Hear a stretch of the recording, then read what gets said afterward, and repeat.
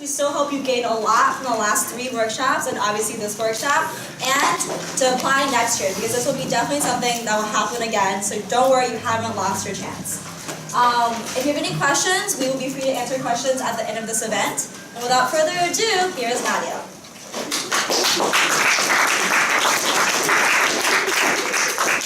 Hello, I'd like to introduce Dr. Jennifer Beer. Dr. Beer has been teaching at Penn every spring semester since 2001. She also owns her own freelance consulting business, doing meeting facilitation, mediation, writing, teaching, training, and consulting. During the presentation, there will be a couple of role-playing scenarios. Further instructions will be given throughout the presentation. And now, please help me welcome Dr. Jennifer Beer.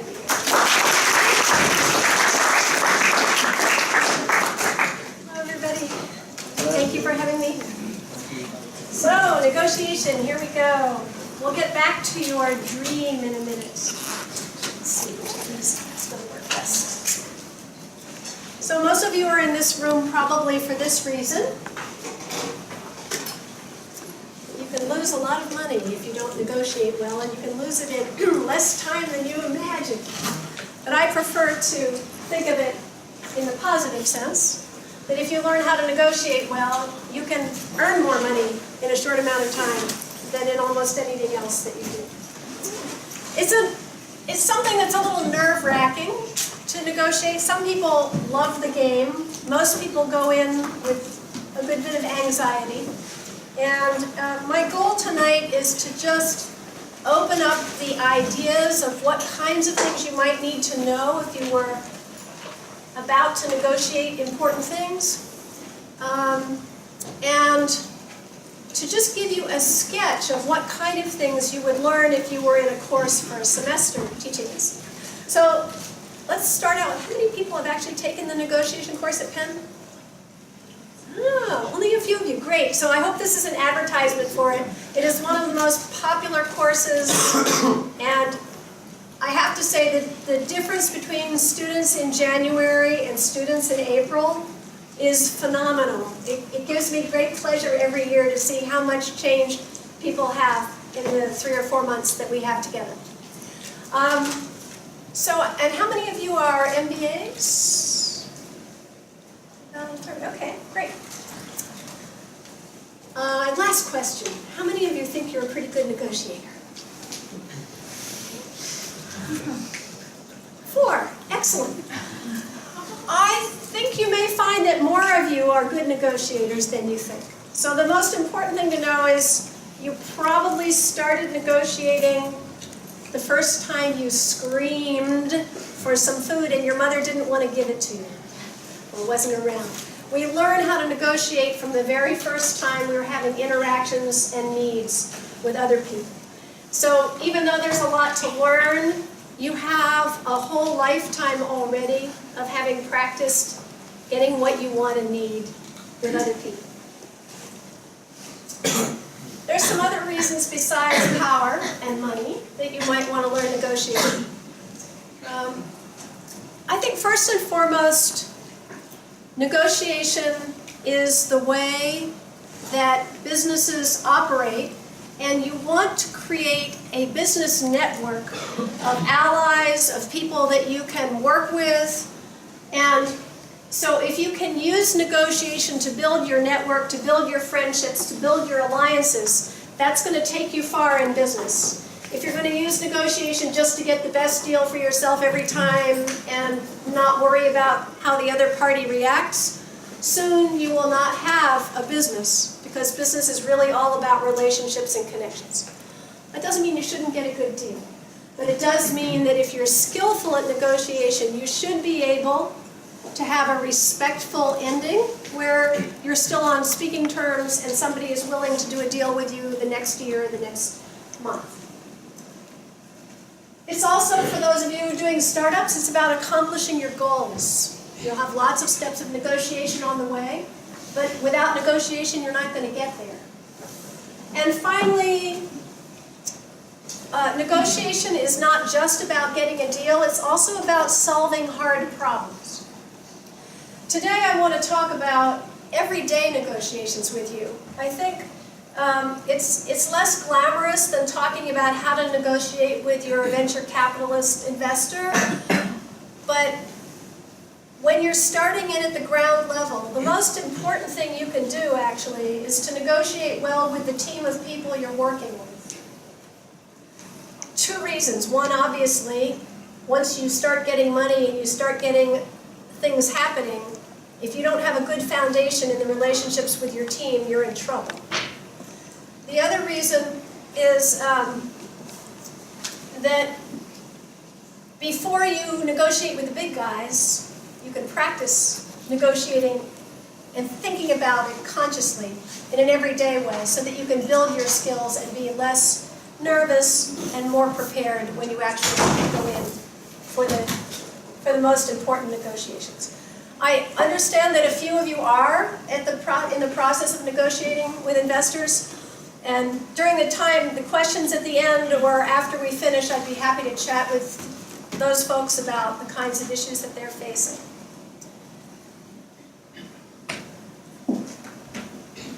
Because I specialize in conflict resolution, not just negotiation, I thought I would focus today particularly on what happens when you're negotiating and there are really intense feelings or conflicts involved in that negotiation. It turns out that that teamwork or having a good relationship between the founders is one of the best predictors of whether a startup will succeed or not. It also turns out that after, I think it's 3 years after you get your round A, the original founder is no longer CEO and has been kicked out of the company. And within 2 or 3 more years, it's another 30 or 40%. So most of you will follow the way of Steve Jobs in his first round and end up leaving the company that you are founded. Those are very painful and emotional kinds of decisions, especially if you're not prepared for them in advance and able to problem solve and have frank and useful discussions as you go along. Just going to throw a quick definition at you for what we're talking about. For me, negotiation is purposeful. You're having a conversation with somebody because you're trying to get something done. And each of you can help the other person or harm the other person enough that they have to negotiate with you. They can't just lay down the rule. That means that even if you feel very weak in comparison to the person on the other side, particularly an investor, you have some leverage. There's something there you have that they think is interesting enough that they're sitting down at the table with you. And you have the ability to say no to the offers that they make, even though they may be tempted, and even though it may be the only person that's ever been interested in your product. So you may not have good options, but you must have the ability to say no. Otherwise, it's not a negotiation, it's just somebody ordering you around and saying do this or do that. So one of the keys when you have less leverage than you hope is to figure out where is the interdependence, what do they need from me, what do I have to offer them, and how can they hurt or harm me as well. Negotiation always has conflicting interests. If you and I decide to go out to the movies tonight, we both want to see the same movie, it's not a negotiation, we just go see the movie, right? So the fact that it has conflicting interests automatically means that you have a higher emotional content. Now I find that in business people try to hide the fact that they're feeling emotional, except in Hollywood movies. But in fact, negotiation, when it has high stakes, is an emotional experience for people. So, any questions about that outline?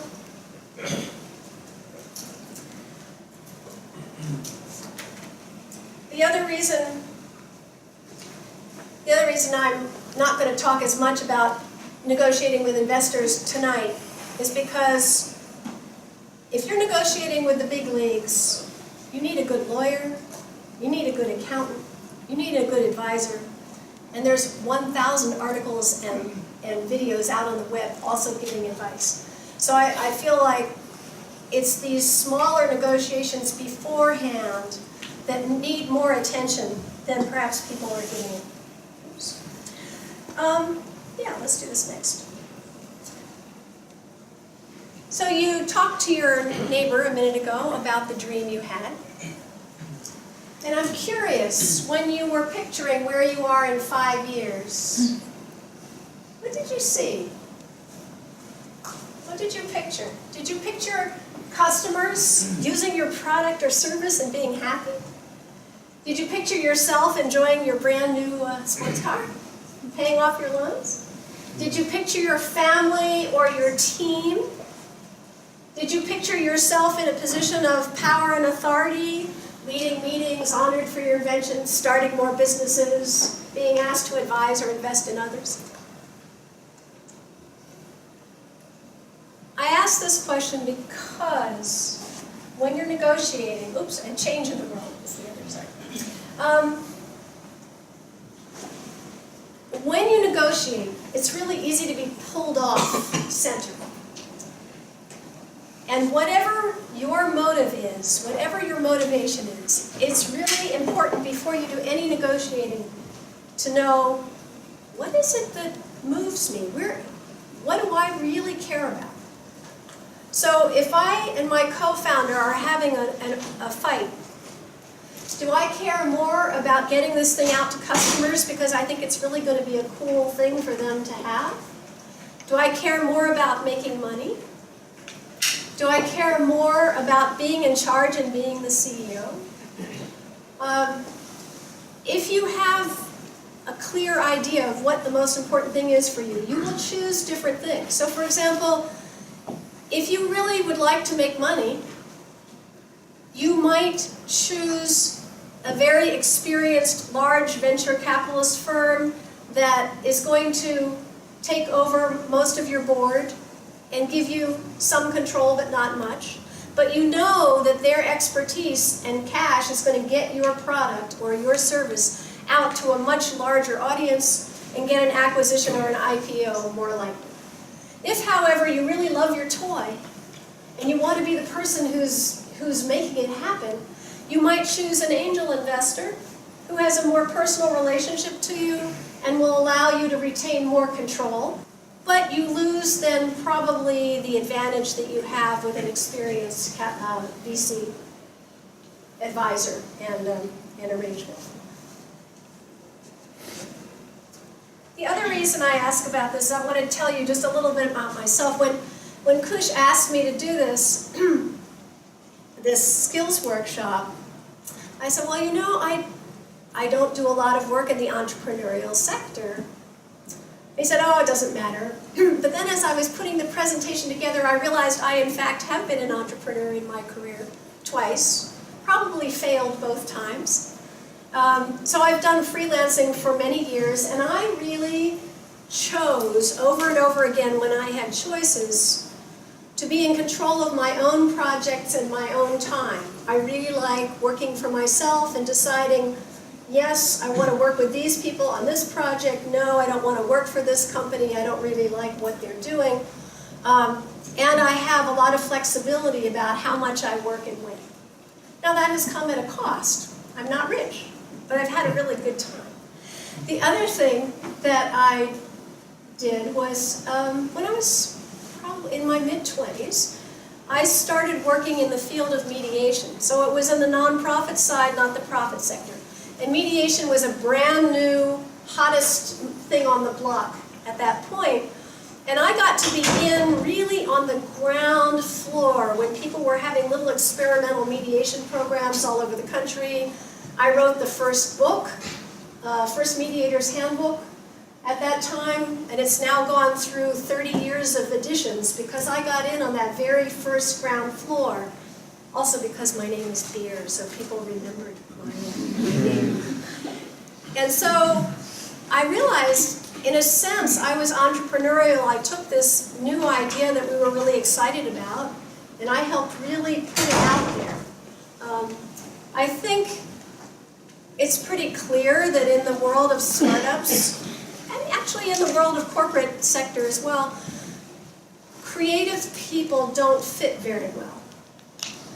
And so if you're a creative type, you may want to keep moving on and keep creating new things, because in my experience, it's the next generation of people who figure out how to monetize it and how to spread it.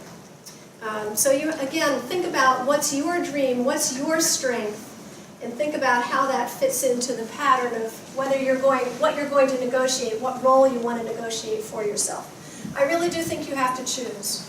There are very, very few people who get to be in charge and make a lot of money and change the world.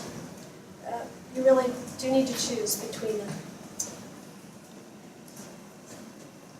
So think about your guiding star. What's most important to you and to what end? And when you plan a negotiation and the negotiation gets difficult, go back to it and say, is this getting me in my long-range direction or not?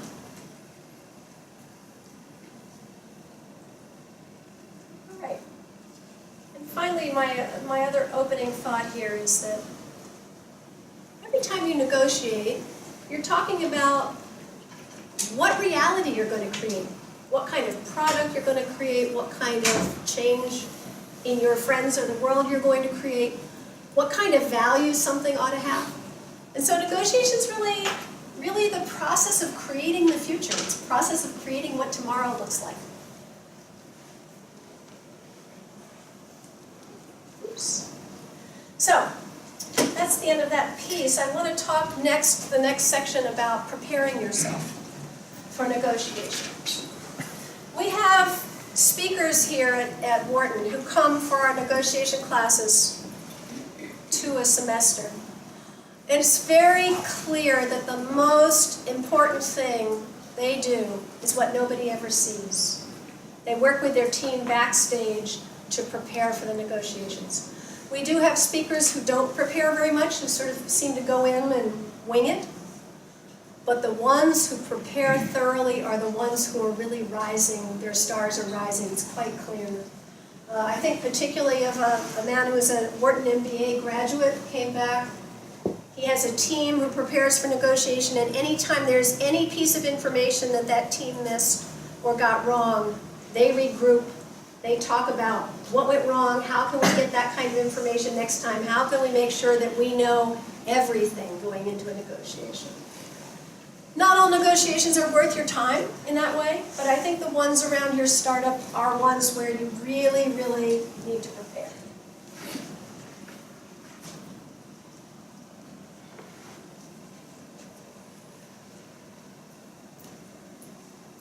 So, the little bit about the dream is part of this first thing, but you really need to know yourself, particularly what triggers you, where your needs are. Because if you're needy, I'm going to be able to get more out of you. If I know that you're really, that's a good example of a need. I'm sorry, I should have thought of one ahead of time. If you really need to be the person who's in front of the camera, and I'm negotiating with you, I might negotiate a lot better deal for myself to stay in position number 2, knowing that you really, really want position number 1. I may say, okay, you can have that, but I want more equity, I want control of the production, whatever it is, because you know that person's really craving the limelight. So know where you're needy and your emotions. And then, of course, you all know this, there's lots of stuff you have to think about and to research. And in fact, when I do negotiation consulting, I have a form that's about 5 or 6 pages long before it's even filled out, of lots of the different things you have to know and have to find out. So I'm not going to go over that today, I just want to flag it as something that's really important. Leverage. So while you're thinking about all the things you need to know, focusing on your leverage. Every reason that the other side wants or needs something is to my advantage if I know that you want or need it. So let's say you need $15,000 of credit from a metals dealer for specialty metals to complete your first round of production. You have proof that you have a buyer who's going to purchase half of your finished product for $25K at the end of the next month. And that will be more than enough to pay back the supplier, but you have to convince the supplier to extend you credit. This dealer is the only one on the East Coast. So with your neighbor for a minute, what is your leverage and what is the dealer's leverage in this situation? What advantages do each of you have at the table? I'll read it again. You're trying to get from us a specialty metals supplier a $15,000 credit towards advance of materials that you're going to use, and at the end of, let's say, 2 months, you have a guaranteed buyer that will be paying you enough that you can pay the supplier back. That supplier is the only supplier on the East Coast, and you are located here in Philadelphia. So just talk with your neighbor for a minute about that. Where's your leverage?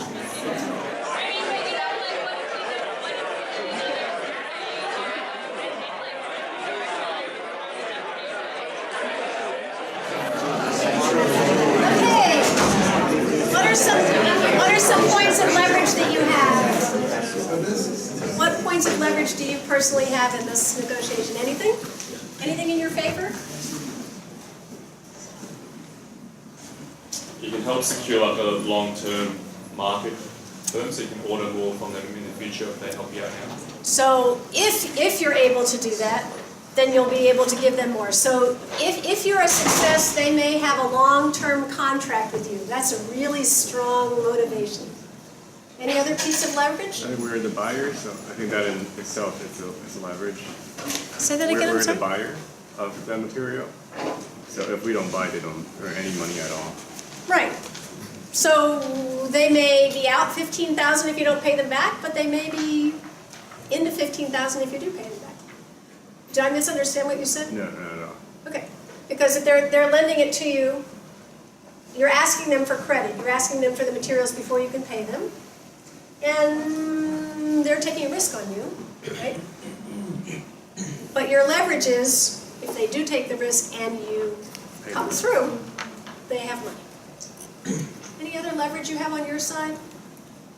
They probably are approaching their financial year and want to de-stock. There you go. So they may actually be happy that at the end of their fiscal year they can have this little debt on their books. So if you timed it, if you knew their business well enough and did your homework, you might come to them at a certain time of the quarter or a certain time of the year, knowing that they would be more willing to do that. Good point. All right, how about the other side? What kind of leverage does the dealer have? They are the only one in the East Coast. I'm the only one on the East Coast. Anything else? I could like give them the material with an interest rate or something. That's right. Because you're extending credit, so you're going to get something for that maybe. That's right. Okay. So leverage is, there are three large things that create leverage. One is that you make your own case stronger. We'll look at that in a minute. The other is the nasty stuff where you make their leverage weaker. So how might you make the dealer's leverage weaker? Quotes from other dealers from around. I don't care if you're the only one on the East Coast. I've already talked to a guy in Chicago. He's $2,000, whatever, cheaper, and I'd rather be near here for the convenience. So, right, the competition, the other buyer is the strongest thing you can probably do. Is there anything else you can do to weaken the dealer? That's probably the main one. How about the dealer? What can the dealer do to lower your own leverage?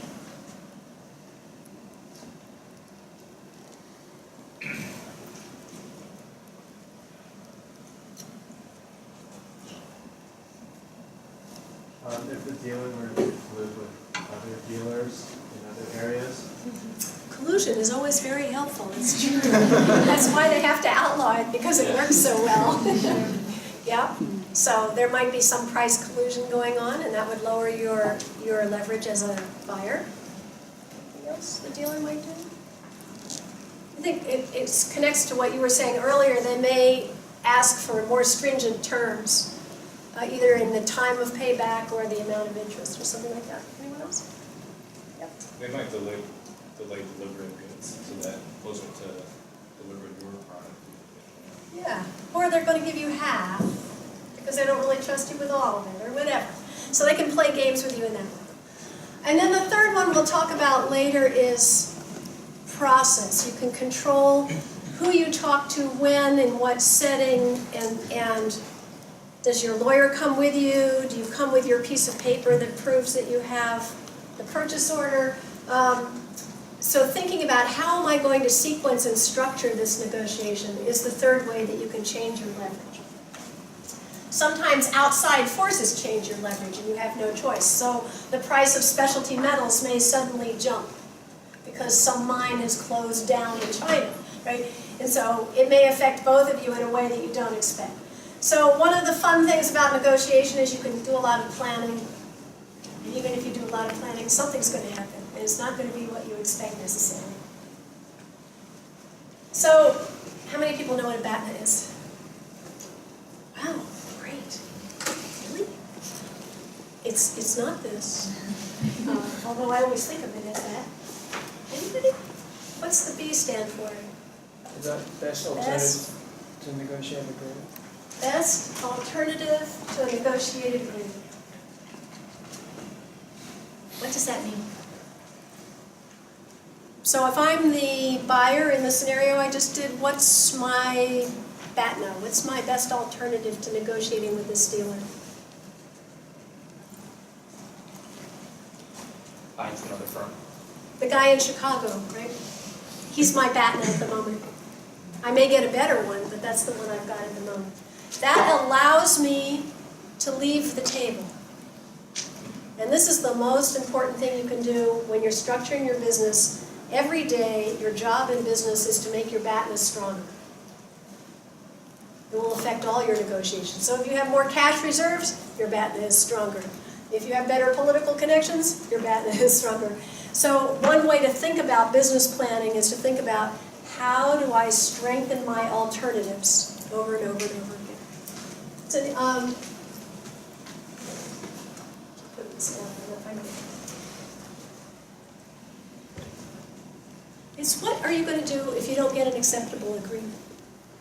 So those of you who are now trying to negotiate with an investor, what's your BATNA? Does anybody have an example of a good BATNA that you've got together so that if that venture capitalist doesn't give you a good deal, you aren't in the pit of despair?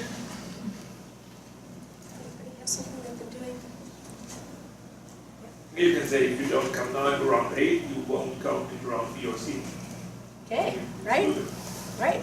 You've got to be in at the beginning if you want to be here, because if the going gets good, I'm not coming back to you again. Excellent. Anyone else have an example? So that's a threat example of that's okay. Threats that you can actually back up are useful at times, right? Anyone else have an example? Yeah. I don't have a personal one, but a lot of startups don't require a lot of capital to really start, right, unless they have a big client that they get or they're scaling. And at that point, if they're already scaling, a lot of VCs will want them, and then they have more leverage. So if you're getting in early now, you know, that would be the time to do it and get the best terms, right? So that's the way to phrase it. And that's a really good example of talking about how, as a business plan, you decide when to scale, partly because that's the time when you want to be attracting a lot of venture capital. So you might time it, actually, to make that work together. So does anybody recognize the example that I gave? It wasn't really quite the same, but there's a famous person who got credit from his first supplier and launched a rather large company. Anybody know? Is that the hand soap? No, but maybe there may be another one too. I was actually thinking of Apple. So Steve Jobs gets his very first, Steve Jobs and Steve Wozniak, they get their very first order for 100 computers. They've been making 1 or 2 at a time, and now they have to make 100. So he goes to the supplier of the parts, the motherboards, the other parts of the computer, and asks if he can get them all on credit. And the guy says, "Are you crazy?" But he kept coming back, and he was such a pain in the neck that he called up the man who had put the order in, and the guy said, "Yeah, I ordered 100. I'm going to pay for them in 30 days. You'll have all of your supplies paid for, guaranteed in 30 days if these kids come through and make the computers as they promised." So apparently he was so impressed with Steve Jobs' persistence that he decided that it was worth the risk, and he did it. So just that's it. All right. I think we're ready for the next one there.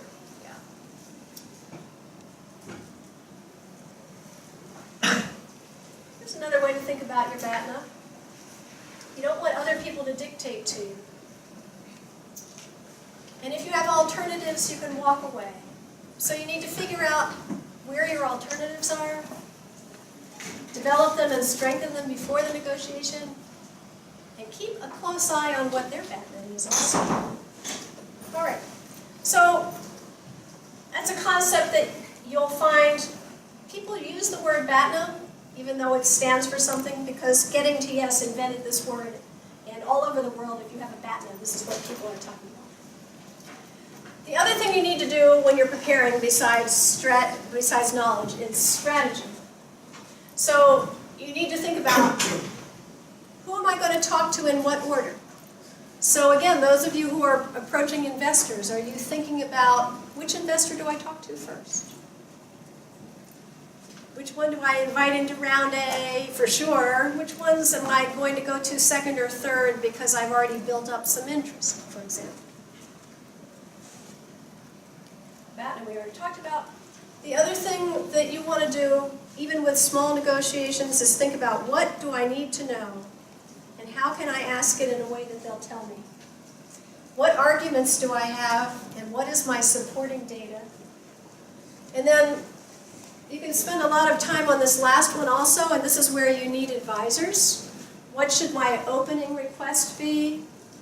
What's my target goal? What's my concession plan? Does anybody know what a concession plan is? Whenever you go into a negotiation, you're always going to give something away. You can't just go and take it all to yourself and go home. So you want to have a plan that says, I will give this if they give that. I will give this % of equity in exchange for this much investment. I will give you more control over production if I can be in charge of marketing. Whatever it is, you have to think about, what am I willing to trade off? And which things am I going to do first, second, or third? And finally, of course, your walkaway point. And I think we'll skip this one for now, but we'll come back to it later. So here's quick scenario number 1. I want to partner you off with the person next to you. And see how you would do in negotiating this. You and your partner have designed a cool app that is a gamified way for students to keep track of their budget. You have equal ownership, and then you can see what partner A thinks and what partner B thinks. So I'd like you to have a short negotiation there, and start by having an argument, and then move into having a negotiation. And see what kinds of leverage might be useful to both of these parties. So yes, now that you're starting to have some arguments. Yeah. All right. Carol, make some noise.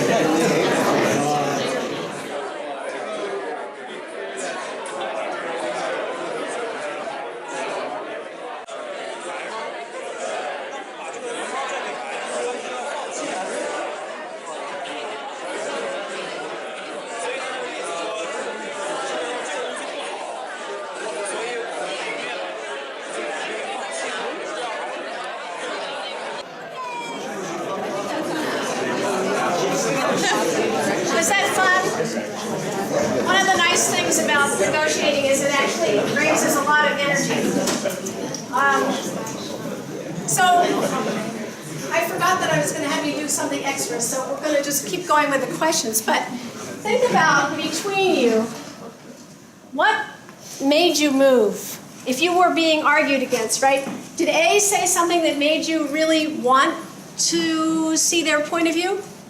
Did B say something that made you feel sympathetic?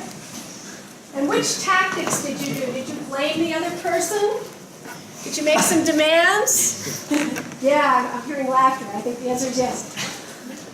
You can use some raw force, although, I'm sorry, this is what I was going to do. I'll show you what I was going to do, and I forgot to have that piece for you. B holds their fist and doesn't open it until they've decided they're willing to go. We can give you another minute if you want to see you do that. Did you plead? Did you request? Did you try to distract them by talking about something else? Did you offer them something that made that many strategies. They start with 2-year-old strategies, which is sort of the yelling and screaming, and they go up from there. All of these have a place. I actually, as you can probably tell, am more interested in the ones down here, which make less good theater but better negotiations. How many people actually asked your partner a question that wasn't a loaded question? What'd you ask? I asked him to clarify the types of students that we would be targeting, because based off that, I would know the appropriateness of cutesy figures. Great. I asked if there's maybe like something else that friend could draw for the app, like design like backgrounds or different types of that. So maybe that friend could be useful still and not be dissing them. That's great. Any other questions that you asked? I asked what she thought architecture figures. You were B asking A? No, I was. You were A asking B. Asking B. I just wanted her to think about Yeah, so you want to know what B really felt about those figures, not just that they were done by the friend. Great. I asked if we could give a survey out to the students and see what type of style they like best, so my friend could really design it. Yeah, so maybe it's not just they like this, they don't like that, but let's give them a variety.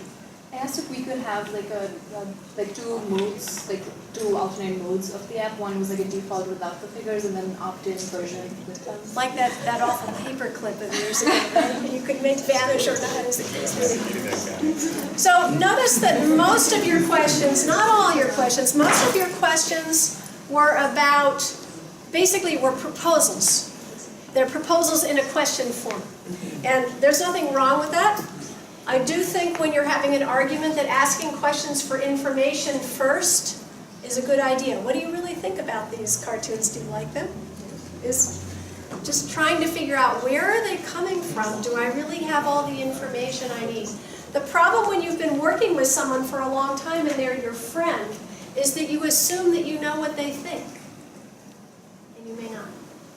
So that's what I want to talk about next, actually, is where you should spend most of your time when you're in negotiation. You're nervous, you're about to get $1 million, it's really hard to concentrate on the other person. But you really, really want to concentrate on the other person. I love this cartoon. I want to go fishing. What's in there? You want to make sure that you understand the world they're living in. Because where is the decision being made? You're making a request or demand. It's being made in their gut, not in yours. They have to agree to sign or to commit to whatever it is you want to do. And so we find actually that arguments don't work very well. Even if you're brilliant Penn students and you have 100 pieces of data and you have really great rationale, people often make decisions emotionally. So you really have to understand what's in their head and then link your goals, your desires, to the world as they see it. And if you don't know how they see it, you don't, and this is particularly true if you're presenting to venture capitalists. I listened, before doing this session, I listened to a whole bunch of venture capitalists doing YouTube interviews. And the number of people who come in and really have no clue what the venture capitalist's needs or interests are is kind of astounding. So, who cares about their world? Well, the dreadful truth of life is that most of us think about ourselves more often and are more preoccupied with ourselves and our own needs and worries, and the person across the table from you is probably no different. If I give you a chance to talk and I listen to what you have to say, you're more likely to listen to me. But if I just come in and talk right away, you may put a wall up. So the person who can sit back, take a breath, and ask some questions, even if you think you know the answer, and say, A, why does the marketing and sales piece, why does that interest you so much? Where do you see yourself taking that? Or B, obviously the cartoon figures were sort of part of your original imagination, and it's hard to let that go. So what are some other things we might be able to experiment with our customers that would make sense to you? Just sort of spend time, spend more time than you think, just figuring out where are they, what do they think about? Your picture of where you want, the future you want to build for this startup has to match their world, or they won't get what you're saying. They won't understand what you want.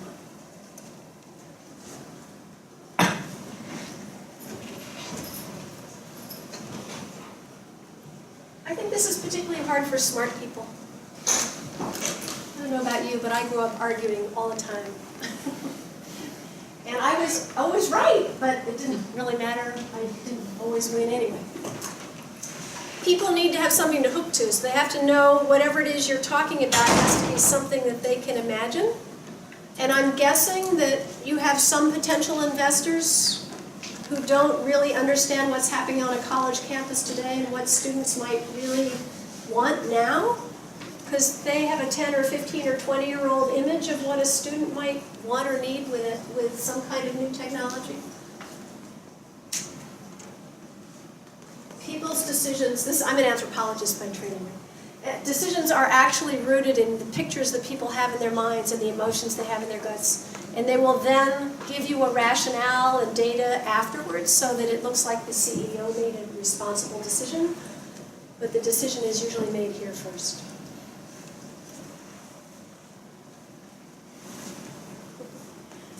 It's the same thing again. I won't belabor it. Does anybody have an example of a time when they sat back and listened and observed and it really paid off?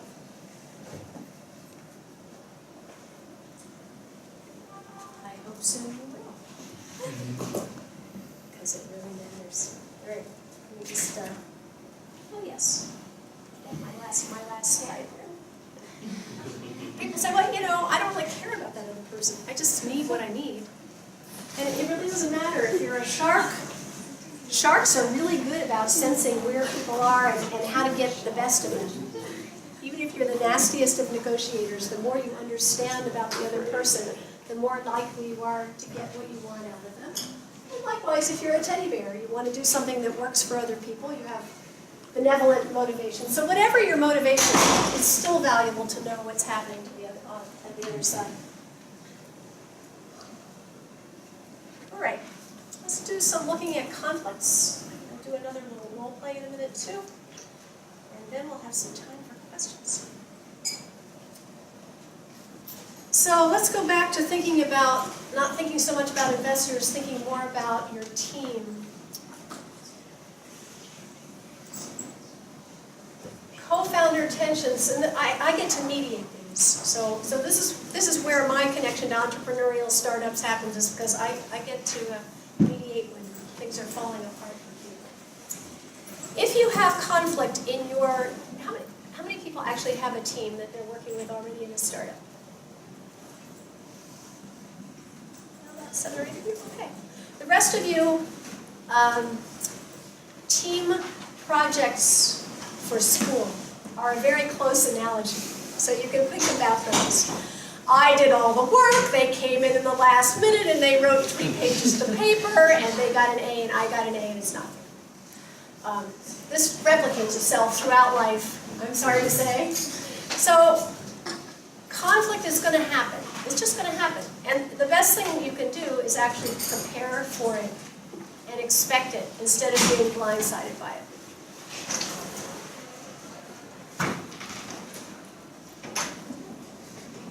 That's a really cool handouts you can have on your way out if you like.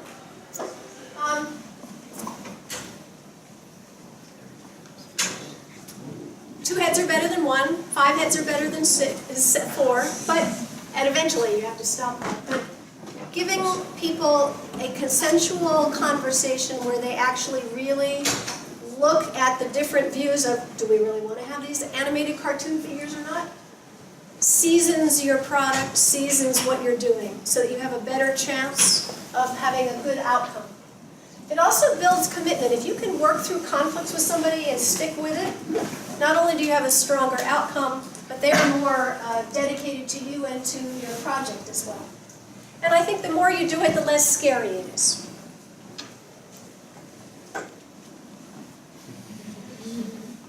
Right?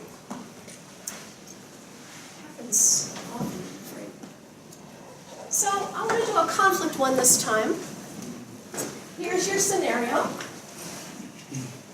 And before you start, just go ahead and read it for a minute, and I'd like you to do it with a person on the other side of you.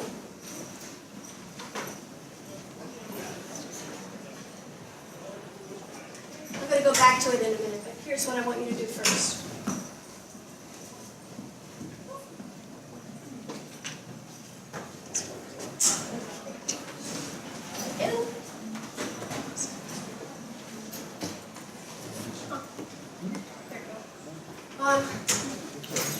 So for 30 seconds, I want you to fight and be as rude as you can, and then we'll take a 10-second breather, and then I'll give you some other instructions to You might go back last time. I think it'd be great. But here's the best side back.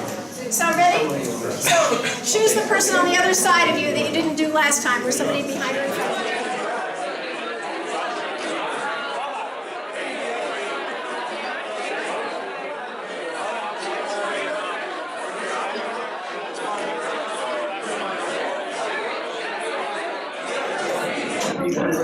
So, any comment about how it feels to argue versus how it feels to take some kind of process structure like this? Was it easier to do the shouting at each other thing to begin with? Was it? It is. That's an honest answer. It is easier to shout at each other, no question. Right? It actually takes some discipline to decide to step back and put a structure on your conversation. And there are ways of doing that that are not heavy-handed. You can learn how to suggest that to somebody. Say, wait, let's just take a breath. Tell me what you think, and I'm just going to listen to you for a minute. Just have it all out. Tell me everything. And then you can ask them a few questions, and you can get the mood to calm down a little bit, and then ask the others. So it's easier, and it's more fun, too, to shout and scream at each other. Any other feeling about how it felt different to do the 2 different ways of talking about it? I think the second method was very tiring having to listen. The easier You've told me this before. Yeah. And, this is really important. So what do you do with that piece of information when you're negotiating? I think it is useful. It is useful to listen more. It is more work, but I guess if it's something important to you, then then that's work that you should put in. Yeah, it is, and it's a challenge. I often remind myself what it is I want out of it, and think if I listen to them long enough, I can get what I want. It makes it a little easier to listen, especially if I've heard it 3 times already. I felt like the first one was really frustrating just because there was a gap in communication. I didn't understand why the other person was upset. Whereas in the second one, because we explained it to each other, I actually was able to feel empathy for the other person. And because of the empathy, there was a connection so we could reach on an agreement. That's the goal. It doesn't always happen, but that's the goal. So I just wanted to give you I'm sorry, go ahead. Oh, I don't know one throw of yelling. We talked about what's the most important thing to you. Because you show what are the it's a very good way to figure out what's in the world, in the mental world of the other person, what really matters to you. If everything else, what's the one thing you really want to hold on to? A very important question to ask your entrepreneur partners frequently, because they may change over time. And at the end, when you've finished having a conversation, to reiterate, this is what's most important to me. I think this is what's most important to you. They know you've heard them, and that can open them up to being more amenable to what you have to say or what you want to do. And you can also talk about the things you have in common. So what do A and B have in common in terms of what matters to them? Success of the app. They really want this prototype to work, and they want it to work next week. So if you can appeal to that common interest, then sometimes you can also get people's attention. So I want to just say, in conclusion, that differences matter. If you don't have differences, you can't negotiate. You have to have something that I want, and I'm going to pay you money for it. I have more money than I need, and you have a supply that I want. So any negotiation is about finding the differences and trading across differences. So don't be afraid of them. Look for them. See how you can capitalize on them and trade things. And particularly, I think in investment decisions, that often comes down to money and just money, and you don't want to have a fight about this price versus this price versus this.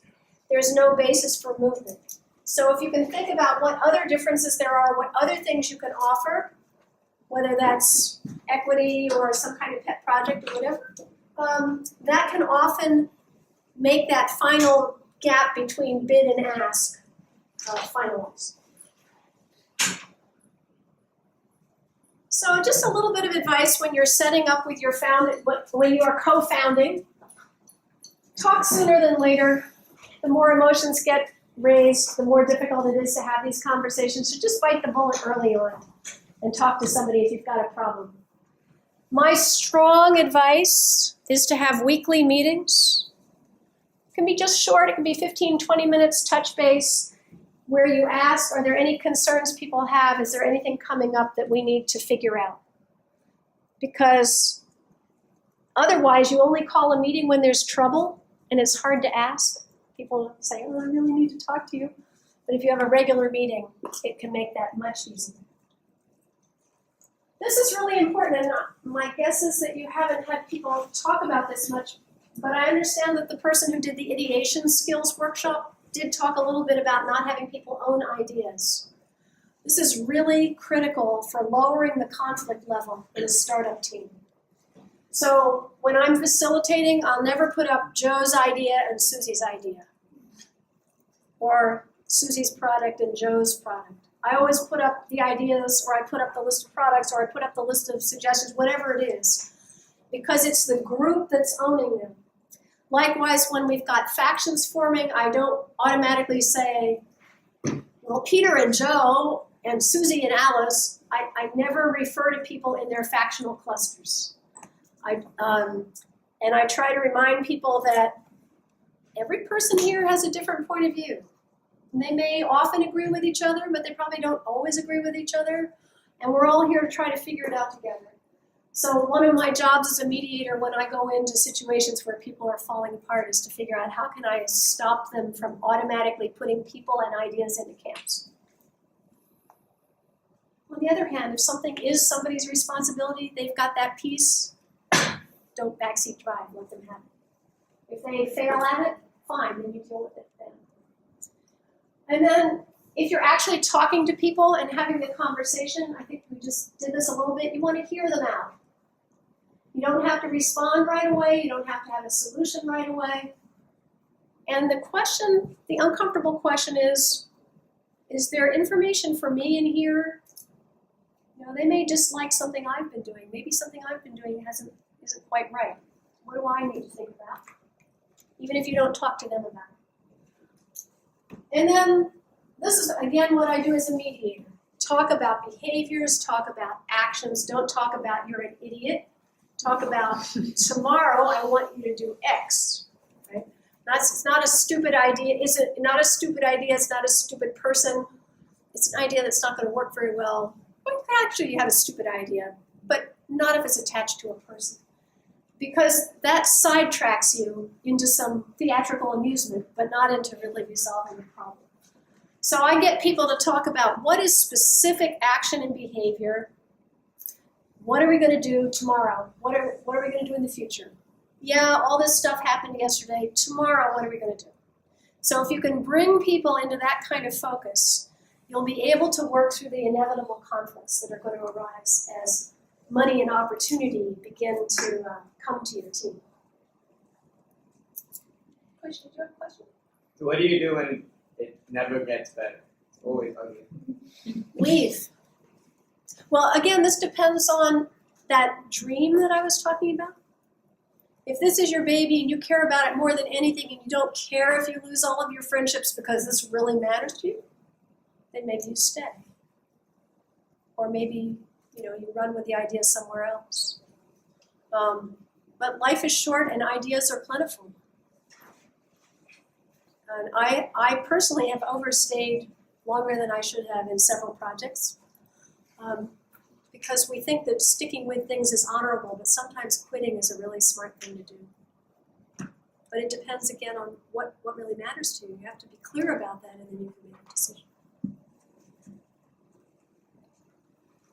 Lastly, this is another little piece that I also find in consulting with companies, and that is they run from one negotiation to the next. So they don't really prepare adequately sometimes, and they almost never debrief. And so you want to build negotiation capacity in your team. So every time you have a negotiation, you don't want to just debrief what the outcome of it was, but how did we present ourselves? How did it work? What did they respond to? What did they not respond to? And really get yourselves educated about how negotiation works in your industry with your investors. It's really important, and it'll give you an edge, I think, over a lot of other companies that don't bother to do that. And lastly, I want to say be yourself. We have images of hotshot negotiators. Every single person in this room can be a successful entrepreneurial negotiator, everyone. If you do it true to who you are and don't try to be somebody else, it's fine. Just do your homework, you'll be fine. Especially if you pay attention to their world, even if it's tedious. And think about what are the actions in the future that we need to take next. So we have some time for questions. Yeah. Do you have any advice about negotiating? Negotiating through email. Yes, I do have advice about negotiating through email. Email is easily misunderstood in terms of emotional content. So you want to make sure you have a face-to-face relationship with someone, and if you do, after that, negotiating over email can work very well. But if you just negotiate over email, even if you're halfway around the world, do Skype. Do something that creates more of a personal connection, because it's very easy for people to take umbrage, to get angry or maybe. I also think if you're negotiating with people from different languages particularly, that having a short email that has a concise, maybe one topic per email, or very clear structure so that someone who's not accustomed to reading dense English can follow it, that kind of thing also is useful to think about. But this is the world, the world we live in is a world of text and email. Lots of things get done that way. Good question. Anyone else?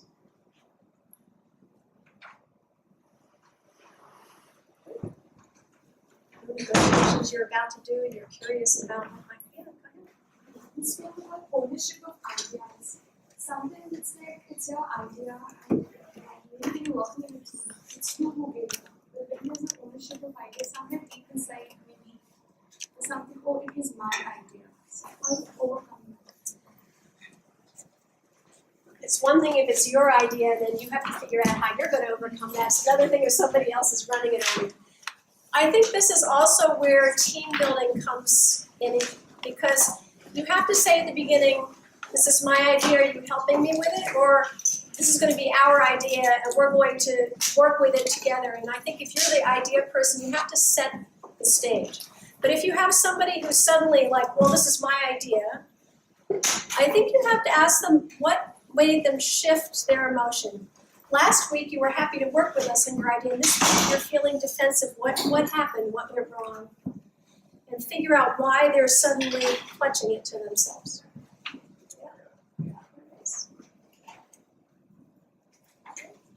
We'll go forth and negotiate. Be happy to talk to you about your individual situations if you want, and there are handouts on the corners. All